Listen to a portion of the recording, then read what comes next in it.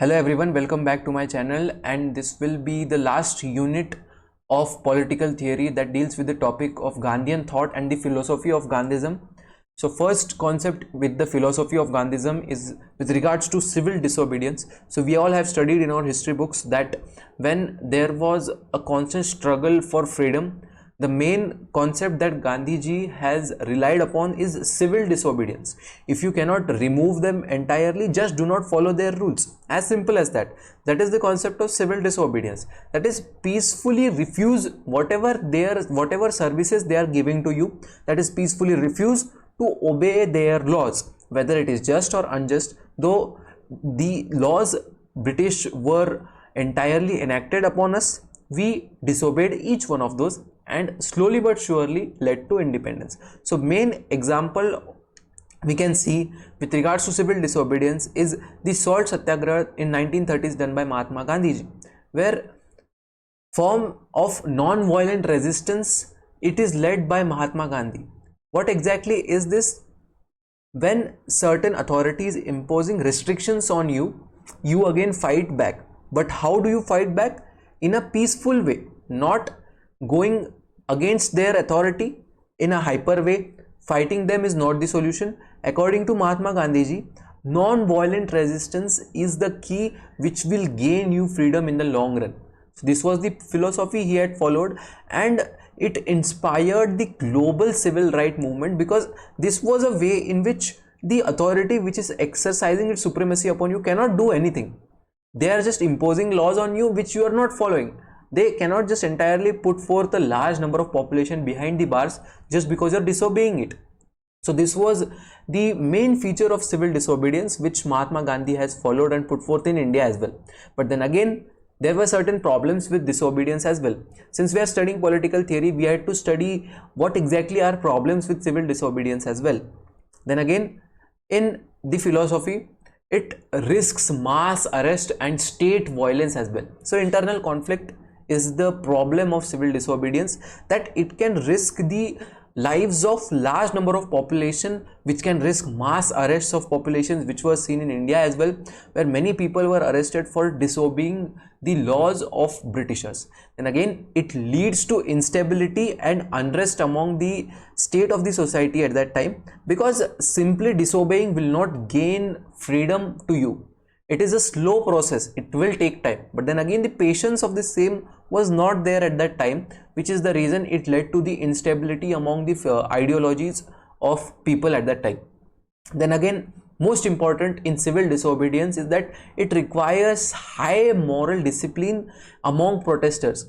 You cannot just deviate from the protest and become hyper. Then again, if you become a deviant in that particular sphere which are following civil disobedience, then it will go against, and it will cause many clashes, which was again seen in the history books as well.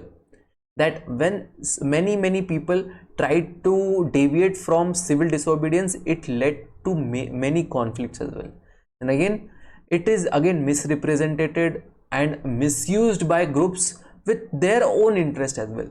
So Mahatma Gandhiji's interest was freedom of India, kicking Britishers back to England. Then again, many groups use this for their own interest as well. Then again, political philosophy of Gandhiji, these are the concepts of his political philosophy we have already studied in detail as well. That is satyagraha, that is ahimsa, non-violence. Non-violence is the key which will gain you freedom.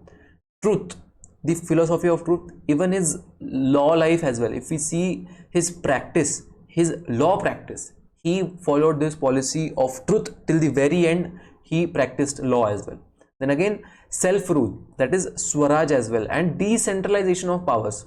In modern era, we see that people say go to urban areas, go to urban areas. But Mahatma Gandhiji's philosophy was entirely dependent on agricultural areas. He simply stated that if your economy is dominant by primary sector, why are you switching to secondary sector? You just yield that much variety of foods that is necessary for your family. Go back to rural areas. This was the philosophy of Mahatma Gandhi, and he guided our politics through morality and ethical principle as well. Then again, Western industrialization and these were opposing philosophies to Mahatma Gandhi's philosophy as well, but even today we see that there is an emphasis on his political philosophy, and to this day we follow his political philosophy in many stratas as well. Then again, many different concepts and philosophies were given according to him, that is the concept of Sarvodaya, that is welfare of all, trusteeship, that is wealth should be served for society. It doesn't matter who owns the wealth, whether it is capitalist or communist, doesn't matter. If it is used for welfare of society, then it shall be for good use only. Then Satyagraha, that is force of truth and love, and simple living, reliance of self with regards to village and rural areas as well. So these were the key concepts given by him. Then some modern interpretation of Mahatma Gandhi ji's ideas were again converted by various thinkers such as Vinoba Bhave, Jayaprakash Narayan. So this is called as Neo-Gandhian thought. So what exactly is Neo-Gandhian thought? Is it focused on land reforms and Budhan movement and moral leadership with regards to Mahatma Gandhi ji's philosophy. So in today as well we see that in environments, in peace and sustainable development, so these concepts are followed through Neo-Gandhian perspective. So sustainable development, as we all know, preserving for future generations using less amount of resources today. So this concept has came from Neo-Gandhian philosophy.